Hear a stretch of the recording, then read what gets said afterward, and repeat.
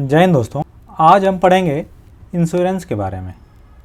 ये जो इंश्योरेंस वाला टॉपिक है, हमारी जो आगामी ईपीएफओ की एपीएफसी का एग्ज़ाम होने वाला है। ईपीएफओ में आपके पता है 2 पेपर होने वाले हैं, एक ईओ एओ का और एक एपीएफसी का जो एग्ज़ाम है। तो जो आपका एपीएफसी का एग्ज़ाम है उसमें आपका इंश्योरेंस टॉपिक सिलेबस में दिया गया है। तो आज हम उसी टॉपिक को कवर करने की कोशिश करेंगे और देखेंगे कि जो इंश्योरेंस है उसमें क्या क्या महत्वपूर्ण चीज़ें हैं, उसकी हिस्ट्री क्या क्या रही है, और मैक्सिमम वही सारी चीज़ें करेंगे जिससे आपके क्वेश्चन आते रहे हैं प्रीवियस ईयर में। और ये जो है इसकी आपकी पीडीएफ हमारे टेलीग्राम चैनल @प्रकाश IAS पे आपको मिल जाएगी। तो चलिए स्टार्ट करते हैं अपना टॉपिक इंश्योरेंस। देखिए, सबसे पहले इंश्योरेंस होता क्या है ये देख लेते हैं। तो ये क्या होता है, एक एग्रीमेंट या कॉन्ट्रैक्ट होता है जो कि 2 पार्टीज़ के बीच होता है। और इंश्योरेंस में होता क्या है कि जो रिस्क होता है उसको ट्रांसफ़र करते हैं एक पार्टी से दूसरे पार्टी पे। और ब्रॉड में इसकी डिफिनेशन देखेंगे तो इंश्योरेंस क्या होती है, एक पॉलिसी होती है जो कि एक कॉन्ट्रैक्ट है किसी इंडिविजुअल या ऑर्गेनाइजेशन के लिए, जो क्या उसको क्या प्रोवाइड करता है कि फाइनेंशियल प्रोटेक्शन प्रोवाइड करता है। और अगर कोई डैमेज हो जाता है कोई चीज़ जिसका उसने इंश्योरेंस ले रखा है तो उसके लिए वो कंपनसेशन उससे प्राप्त होगा। किससे मिलेगा? जिससे इंश्योरेंस कराया होगा उसको क्या बोलेंगे, इंश्योरर बोलेंगे। जो इंश्योरेंस कंपनी होगी या इंश्योरर होगा वह कंपनसेशन प्रोवाइड करेगा जो भी इंश्योरेंस किसी इंडिविजुअल ने लिया है या फिर ऑर्गेनाइजेशन ने लिया है। अब देखिए, डिफिनीशन से हमें पता चल गया कि इसमें 2 आपकी पार्टीज इन्वॉल्व होंगी। तो कौन कौन सी पार्टीज हैं? एक इंश्योरर है जो कि इंश्योर करता है या जो एश्योर करता है आपका किसी भी चीज़ की, प्रॉपर्टी की, पर्सन की, उसकी इंश्योरेंस करता है। तो वो क्या करेगा, जो भी इंश्योरेंस कर रहा है वह जो भी रिस्क है उसको लेने के लिए तैयार रहेगा, तो रिस्क को बियर करता है। और दूसरी पार्टी कौन सी होती है? जो इंश्योरेंस करा रहा है या जिसका इंश्योरेंस हो रहा है, जिसमें कोई भी इंडिविजुअल हो गया या ग्रुप हो गया, कोई ऑर्गेनाइजेशन हो गया, कोई प्रॉपर्टी हो गया, जिसका भी इंश्योरेंस हो रहा है वो क्या हो जाएगा, इंश्योर्ड हो जाएगा या एश्योर्ड हो जाएगा। तो 2 ही पार्टीज होती हैं। इसके बाद हम देखते हैं जो इंश्योरेंस है उसके फंक्शंस क्या क्या महत्वपूर्ण। तो देखिए, आफ्टर डिफिनीशन से हमें पता चल गया कि क्या क्या महत्वपूर्ण फंक्शन हो सकते हैं। कि ये क्या करता है कि कोई भी अगर लॉस हो रहा है तो उसके लिए सर्टेनिटी ऑफ पेमेंट वो करता है कि कुछ आपको पैसे की सहायता हो जाएगी, कुछ आपको पेमेंट हो जाएगा। कोई लॉस होता है, कोई लॉस का रिस्क है तब आपको। दूसरा, प्रोटेक्शन प्रोवाइड करता है, सुरक्षा हमें प्रदान करता है। जो भी आने वाले जो लॉस हैं, जो भी प्रोबेबल लॉस होने वाले हैं, उन सभी लॉस से आपको सुरक्षा प्रदान करता है। और जो खतरा है इसमें बढ़ जाता है। नहीं तो अगर इंश्योरेंस नहीं कराते तो सारा खर्चा आप ही को वहन करना पड़ता, तो इसलिए हमारा जो रिस्क है शेयर हो जाता है। और क्या करता है, अगर किसी कैपिटल का नुकसान हो गया है, लाइक आपने गाड़ी ली थी, गाड़ी आपकी हो गई, ठुक गई, आपकी दुर्घटनाग्रस्त हो गई, तो अब क्या है कि आपने जो भी 8-10 लाख की गाड़ी ली हो, तो अब फिर से अगर आपको नई गाड़ी लेनी पड़े तो आपके पास उतना धन नहीं होगा। लेकिन जब आपने इंश्योरेंस करा लिया है तो इंश्योरेंस वाली कंपनी आपकी मुआयना करने के बाद, सारी चीज़ों के बाद आपको कुछ कैपिटल देगी। तो कुछ जो भी 5-6 लाख आपको देगी, कुछ पैसे आप मिला के फिर से आप नया कैपिटल, नई गाड़ी ले सकते हैं, या कोई प्रॉपर्टी हो गई, जो भी चीज़ है, तो आप इससे कैपिटल फॉर्मेशन भी कर सकते हैं। इसके बाद क्या है कि कुछ प्रिंसिपल्स हैं इंश्योरेंस के। ये जो प्रिंसिपल्स हैं काफ़ी ज़्यादा महत्वपूर्ण है। इनसे डायरेक्ट आपका क्वेश्चन आया है कई बार प्रीवियस ईयर क्वेश्चंस में। तो आपको प्रिंसिपल्स का नाम पता होना चाहिए और साथ साथ ये भी पता होना चाहिए कि इन प्रिंसिपल्स में होता क्या है। मेनली आपको नाम पता होना चाहिए कि कई बार क्वेश्चन आ रखा है कि अच्छा डायरेक्ट कि इसमें से कौन सा जो इंश्योरेंस का प्रिंसिपल नहीं है, तो आपको 4 ऑप्शन दे देगा। उन 4 ऑप्शन में से कोई ऐसा होगा जिसको आपको एलिमिनेट करना होगा। तो ये चीज़ें आपको पता होना चाहिए। देखिए, तो सबसे पहला जो प्रिंसिपल है क्या है, principle of utmost good faith. और ऊपर एक लाइन और लिखी हुई है कि जो भी प्रिंसिपल्स हैं वो क्या होते हैं, एक रूल या एक्शन होते हैं जो कि जो भी शेयर होल्डर्स इन्वॉल्व हैं इंश्योरेंस बिजनेस में उन सभी को मानना पड़ता है। तो कौन कौन से शेयर होल्डर्स हो गए, जो दोनों पार्टीज हो गए, एक जो इंश्योरेंस करा रहा है और दूसरा जिसका इंश्योरेंस हो रहा है, ये हो गए शेयर होल्डर। और कोई अगर थर्ड पार्टी एजेंट है वो हो गया। तो इन सभी को, अगर कोई थर्ड पार्टी कोई जांच करने आ रही है तो उसको, तो उन सभी को ये सारे प्रिंसिपल जो होते हैं वो मान्य होते हैं। तो अब हम स्टार्ट करते हैं अपना सबसे पहला प्रिंसिपल। पहला प्रिंसिपल हमारा principle of utmost good faith. तो इसका मतलब ये हुआ कि जो भी पार्टीज या जो भी स्टेक होल्डर्स इसमें इन्वॉल्व हैं, किसमें, इंश्योरेंस में, उन सभी को जो भी कार्य करेंगे वह क्या है कि अपने गुड फेथ में करेंगे, ताकि दोनों पार्टीज को कोई भी लॉस ना हो। इसमें दोनों पार्टी सभी चीज़ों के बारे में आपका सही सही बताएंगे। इसके बाद नेक्स्ट हमारा प्रिंसिपल है प्रिंसिपल ऑफ इंश्योरेबल इंटरेस्ट।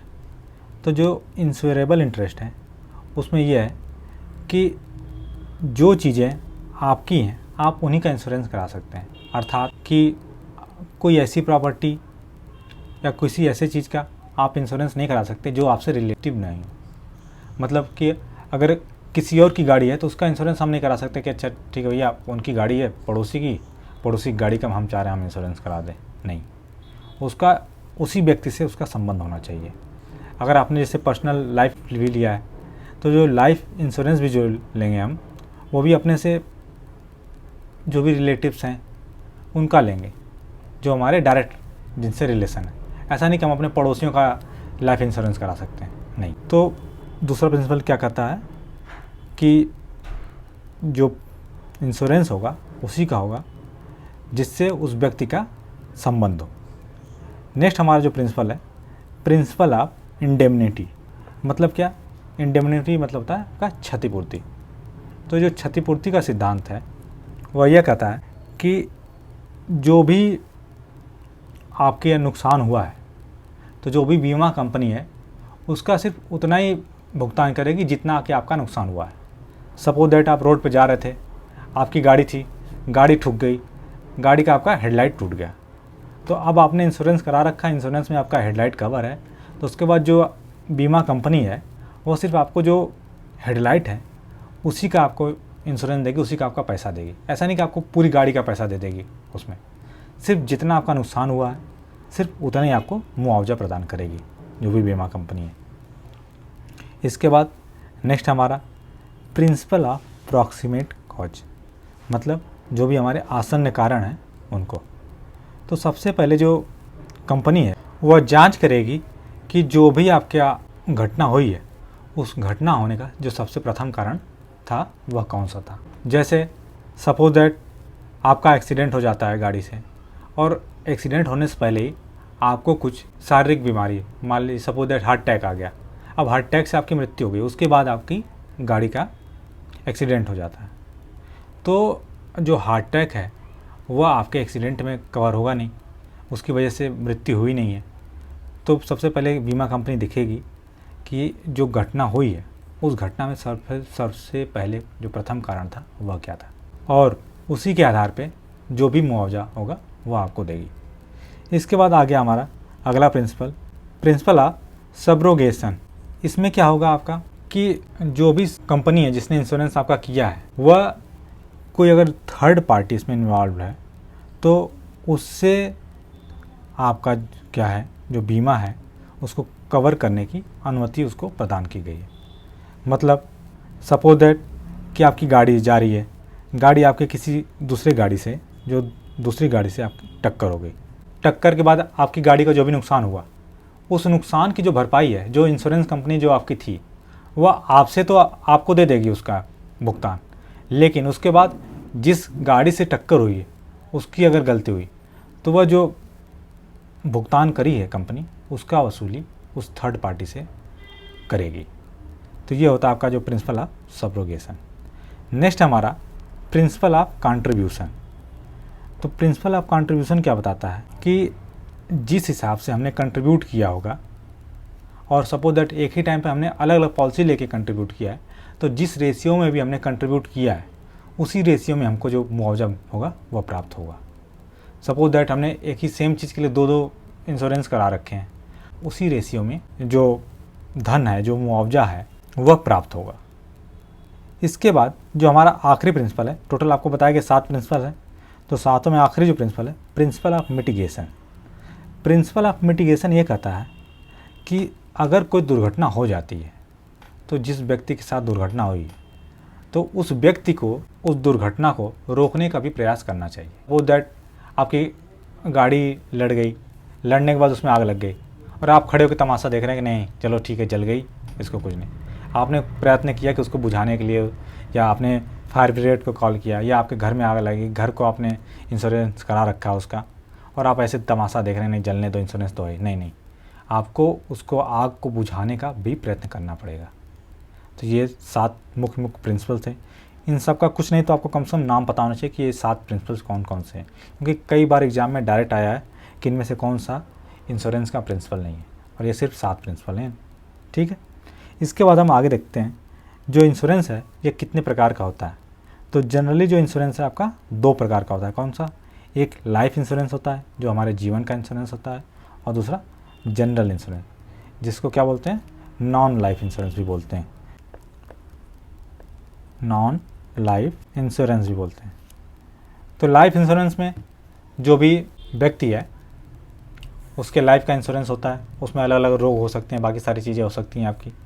वहीं जो नॉन लाइफ इंश्योरेंस में जैसे आपके होम का इंश्योरेंस हो गया, आपकी गाड़ी का इंश्योरेंस हो गया, या कोई भी जनरल इंश्योरेंस में और बाकी सारी चीज़ें जो भी आपकी प्रॉपर्टी का इंश्योरेंस हो गया, ये सारी चीज़ें आपके किस में आ जाएंगी, जनरल इंश्योरेंस में आ जाएंगी। इसके बाद हम आगे देखते हैं कि जो लाइफ इंश्योरेंस है उसकी हिस्ट्री क्या रही है। तो सबसे पहले जो इंश्योरेंस का कॉन्सेप्ट कहाँ स्टार्ट हुआ था, इंग्लैंड में स्टार्ट हुआ था। और इंडिया में कब स्टार्ट हुआ, काफ़ी पहले स्टार्ट हो गया था। कब? सन 1818 में स्टार्ट हो गया था। बहुत ही महत्वपूर्ण ईयर है, कई बार आपसे पूछा गया है। और ये भी पूछा गया है कि सबसे पहले सर्वप्रथम कौन सी कंपनी थी जो कि इंडिया में इंश्योरेंस की कंपनी इस्टेब्लिश हुई थी। तो जो आपकी कंपनी है कौन सी, ओरिएंटल लाइफ इंश्योरेंस कंपनी। यह कंपनी कहाँ पे, कलकत्ता में इस्टेब्लिश हुई थी सन 1818 में। भारत में पहली लाइफ इंश्योरेंस की कंपनी थी। बहुत ही महत्वपूर्ण फैक्ट है, इसको बिल्कुल आप रट जाइएगा। और ये कहाँ इस्टेब्लिश हुई, कलकत्ता में इस्टेब्लिश हुई थी। इंडिया की पहली लाइफ इंश्योरेंस कंपनी थी, और ये आगे चल के 1834 में फेल भी हो गई थी, लेकिन सबसे पहले इंडिया में इस्टेब्लिश हुई थी। दूसरी कंपनी कौन सी थी, तो हुई अगली 1829 में, उसके 11 साल बाद मद्रास लाइफ इंश्योरेंस कंपनी। ये भारत में दूसरी कंपनी थी इंश्योरेंस कंपनी, लाइफ इंश्योरेंस वाली। और ये जो सारी कंपनी थी ये सब तो बाहर की विदेशी कंपनीज थी। इंडियन कंपनी कौन सी थी, तो इसके बारे में आगे बताते हैं आपको। उसके पहले क्या हुआ, 1870 में एक ब्रिटिश इंश्योरेंस एक्ट पास हुआ, और उसकी वजह से अगले जो 19वीं सेंचुरी का आखिरी चल रहा था, जो आखिरी 3 डिकेड थे, उसमें 3 अलग अलग लगभग आपकी इंश्योरेंस कंपनी इस्टेब्लिश हुई। और उसमें सबसे पहले इस्टेब्लिश हुई आपकी 1870 में पहली भारतीय कंपनी। क्या नाम था उसका, Bombay mutual life assurance society. बहुत ही महत्वपूर्ण है, कई बार पूछा गया है, बिल्कुल आप रट जाइएगा इसको। एक और कंपनी इस्टेब्लिश हुई कौन सी, ओरिएंटल कंपनी। ये भी बॉम्बे में हुई थी 1874 में। देखिए यहाँ पे ओरिएंटल लाइफ इंश्योरेंस कंपनी कहाँ हुई थी, कलकत्ता में 1818 में। और ये बॉम्बे में कब इस्टेब्लिश हुई, 1874 में। और 1897 में एक empire of India company establish हुई थी लाइफ इंश्योरेंस की। ये सब तीनों ये जो कंपनी कहाँ थी, जो बॉम्बे रेजिडेंसी हुआ करता था उस समय, वहाँ पर इस्टेब्लिश की गई थी।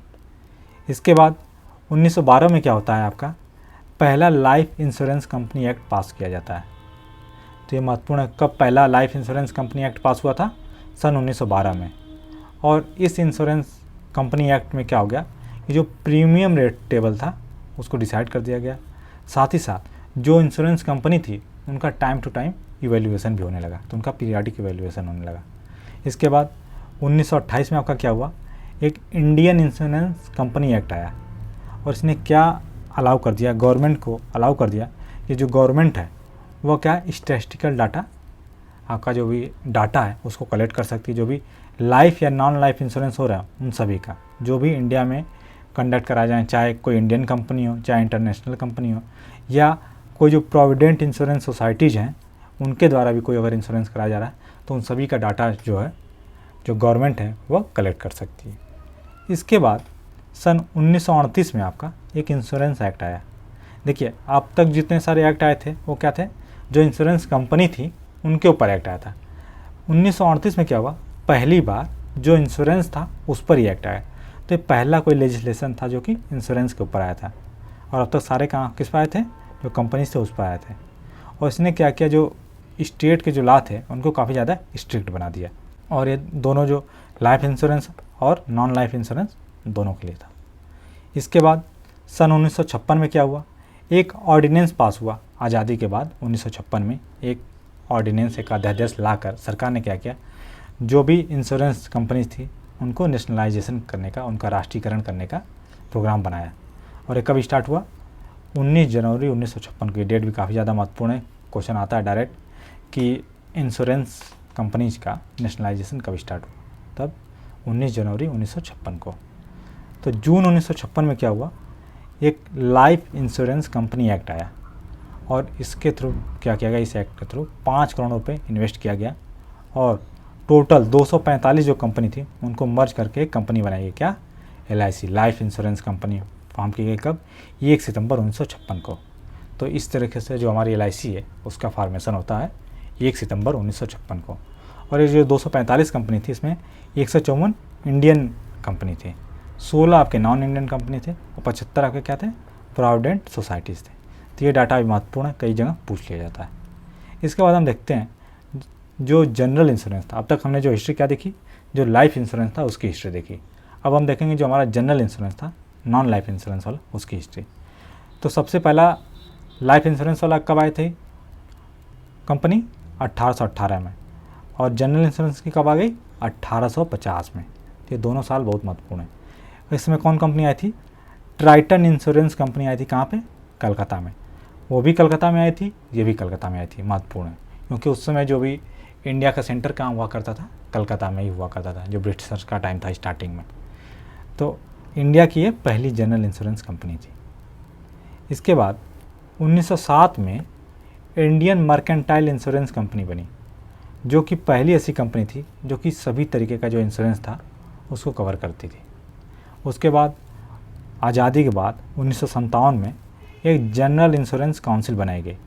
इसका कार्य क्या था कि जो भी जनरल इंश्योरेंस है उसके अलग अलग एस्पेक्ट्स को डिटरमाइन करना। इसके बाद 1972 में क्या हुआ आपका कि general insurance business nationalisation act आया। देखिए 1956 में लाइफ इंश्योरेंस को ले आया और 1972 में जनरल इंश्योरेंस के लिए आया। और इससे क्या हुआ, जो 107 कंपनी थी उनको मिलाकर 4 कंपनी बना दिया गया। ये 4 कंपनी कौन कौन थी ये भी महत्वपूर्ण है। देखिए एक कंपनी बनी आपकी नेशनल इंश्योरेंस कंपनी लिमिटेड, कहाँ पे? कलकत्ता में। दूसरी कंपनी आपकी बनी the new India insurance company limited, कहाँ? बॉम्बे में। नेक्स्ट थी आपकी ओरिएंटल इंश्योरेंस कंपनी लिमिटेड, ये कहाँ बनी? बॉम्बे में। और अगली कंपनी बनी आपकी United India insurance company limited, ये कहाँ बनी? मद्रास में बनी थी। ये 4 कंपनी बनाई गई 107 कंपनीज को मर्ज करके। कब? 1972 में जो एक्ट आया था तब। और इन जो 4 कंपनीज थी उनको हेड करने के लिए एक कंपनीज एक्ट के अंदर 22 नवंबर 1972 को जनरल इंश्योरेंस कंपनी बनाई गई। क्या नाम इसका? GIC। इन चारों को हेड करने के लिए कंपनी बनाई गई थी। इसके बाद 1973 में क्या हुआ, इसका नाम जो जनरल इंश्योरेंस कंपनी था उसका नाम बदल क्या कर दिया गया, जनरल इंश्योरेंस कॉरपोरेशन कर दिया गया। और इसका हेडक्वार्टर कहाँ था? मुंबई में था। कई जगह ये भी पूछ लिया जाता है। तो जो जनरल इंश्योरेंस था वह 1 जनवरी 1973 को नेशनलाइज हो गया। ये कई बार पूछा गया है, डेट आपको पता होना चाहिए, 1 जनवरी 1973 को। इसके बाद 2002 में क्या हुआ, आपका जो GIC थी उसको इन चारों जनरल इंश्योरेंस कंपनी से सेपरेट कर दिया गया और ये क्या बन गई, एक री इंश्योरर कंपनी बन गई। और इसका नाम क्या होगा चेंज होकर? GIC RE हो गया। पहले जनरल इंश्योरेंस कॉरपोरेशन था, जनरल इंश्योरेंस कॉरपोरेशन री से क्या मतलब? री इंश्योरर कंपनी हो गई। इसके बाद क्या हुआ आपका 1991 में गवर्नमेंट द्वारा कई सारे इकोनॉमिक रिफॉर्म किए गए। तो 1993 में गवर्नमेंट ने क्या किया, एक RN मल्होत्रा कमेटी इस्टेब्लिश करी, जो कि RN मल्होत्रा क्या थे? RBI के पूर्व गवर्नर थे। किस लिए किया गया? जो इंश्योरेंस सेक्टर था उसमें रिफॉर्म्स के लिए। और इस कमेटी ने 1994 में एक अपनी रिपोर्ट सबमिट करी थी। तो इसी रिपोर्ट के आधार पे एक IRDAI संस्था बना जो इंश्योरेंस था उसको रेगुलेट करने के लिए। तो IRDAI के बारे में हम पढ़ेंगे। IRDAI कब बना? 1999 में। क्या नाम था? Insurance regulatory and development authority of India, IRDAI। ये मल्होत्रा जो कमेटी थी उसके रिकमेंडेशन में बनाया गया। और ये क्या थी? एक स्टैट्यूटरी बॉडी थी, वैधानिक संस्था थी, जो कि IRDAI एक्ट 1999 के थ्रू बनाई गई। और इसको जो काम करने की जो शक्तियाँ और जो इसके कार्य थे किसके द्वारा डिस्क्राइब किए गए? एक तो जो IRDAI एक्ट 1999 वाला था वो, और इसके अलावा हमने आपको बताया था 1938 में एक इंश्योरेंस एक्ट आया था जो कि इंश्योरेंस के लिए ही था, कंपनीज के लिए नहीं था। तो उस एक्ट के थ्रू भी इसको कई सारे काम करने की शक्तियाँ प्रदान की गई। और ये जो संस्था है किसके अंदर आती है, मिनिस्ट्री ऑफ फाइनेंस के अंदर आती है। इसके अलावा ये जो भी रूल्स और रेगुलेशन बनाती है वो जो इंश्योरेंस एक्ट है 1938 वाला, उसके सेक्शन 114A के अंतर्गत बनाती है, जो कि जो इंश्योरेंस इंडस्ट्री है उसको रेगुलेट करने के लिए बनाए जाते हैं। और ये जो IRDAI है जब बनी थी तब इसका हेडक्वार्टर था कहाँ, दिल्ली में। 2001 में इसको शिफ्ट कर दिया गया हैदराबाद तेलंगाना में। और इसमें जो मेंबर होते हैं टोटल 10 मेंबर्स होते हैं। इनको जो मेंबर्स होते हैं 10 मेंबर्स कौन कौन से होते हैं, एक तो आपके चेयरमैन होंगे, 5 आपके फुल टाइम मेंबर होंगे और 4 आपके पार्ट टाइम मेंबर होंगे। और इन सभी को कौन अपॉइंट करता है, गवर्नमेंट ऑफ इंडिया अपॉइंट करती है इनको। तो सेंट्रल गवर्नमेंट इनको अपॉइंट करती है। क्वेश्चन आ सकता है कि क्या इसको स्टेट गवर्नमेंट करती है या स्टेट गवर्नमेंट के होते, नहीं, आपका इसको सेंट्रल गवर्नमेंट अपॉइंट करती है। इसके बाद जो अदर एक्ट हैं कौन कौन से इंश्योरेंस से रिलेटेड, बस इनका आपको ईयर पता होना चाहिए। एक 1963 में आया था मरीन इंश्योरेंस एक्ट और 1991 में आया था पब्लिक लायबिलिटी इंश्योरेंस एक्ट। इसके बाद हम देख लेते हैं जो हमारा ओम्बड्समैन होते हैं उसके बारे में। तो इंश्योरेंस ओम्बड्समैन रूल आया कब, 2017 में। ईयर आपको महत्वपूर्ण है, सबके ऊपर से जितने भी हमने ये आपको ईयर बताया, ईयर बहुत ही ज़्यादा महत्वपूर्ण है। तो इसको इस्टेब्लिश किया गया सेंट्रल गवर्नमेंट द्वारा। और यह किस एक्ट के थ्रू काम करता है, एक तो जो IRDAI एक्ट है 1999 वाला उसके, और एक रिड्रेसल ऑफ पब्लिक ग्रीवांस है, जो पब्लिक की जो भी समस्याएं हैं उनको रिड्रेस करने के लिए एक पब्लिक ग्रीवांस से रूल बनाया गया था 1998 में। तो इन दोनों के थ्रू वह कार्य करता है। जो ओम्बड्समैन होता है, अब उसके बारे में थोड़ी चीज़ें देख लेते हैं। तो इसके लिए क्या आपकी क्वालिफिकेशन क्या होनी चाहिए, देखिए वह या तो इंश्योरेंस इंडस्ट्री से रिलेटेड होना चाहिए, या सिविल सर्विसेज, या एडमिनिस्ट्रेटिव सर्विसेज से, या जुडिशियल सर्विसेज से रिलेटेड होना चाहिए। वही व्यक्ति ओम्बड्समैन बन सकता है। और इसको ओम्बड्समैन को जो अपॉइंट करेगा तो उसके लिए एक सिलेक्शन कमेटी होती है। उस सिलेक्शन कमेटी में कितने मेंबर होते हैं, कौन कौन होते हैं, तो एक तो देखिए जो IRDAI है उसका चेयरपर्सन होंगे, और जो लाइफ इंश्योरेंस काउंसिल है उसके आपके क्या होंगे, रिप्रेजेंटेटिव होंगे। एक जो जनरल इंश्योरेंस काउंसिल है उसके रिप्रेजेंटेटिव होंगे, और एक government of India central government का भी रिप्रेजेंटेटिव होगा, जो कि आपका जॉइंट सेक्रेटरी के लेवल से नीचे का नहीं होना चाहिए, उससे ऊपर का ही कोई अधिकारी होगा। तो इन सभी को मिला के टोटल आपके कितने 4 मेंबर्स की बॉडी बनती है। और इस सबको हेड कौन करता है, जो IRDAI का चेयरपर्सन होता है वही इसका चेयरमैन होता है, जो ओम्बड्समैन को सिलेक्शन करने की जो कमेटी होती है। इसके बाद आपके जो इनका टर्म ऑफ ऑफिस कितना है, तो ये 3 साल तक जो ओम्बड्समैन है अपनी ऑफिस में रह सकते हैं, मतलब 3 साल का उनका कार्यकाल होता है। और ये अगली बार भी दोबारा रिअपॉइंटमेंट के लिए भी एलिजिबल होते हैं। लेकिन जो मैक्सिमम लिमिट है क्या, ये 70 साल तक ही ऑफिस अपनी बियर कर सकते हैं।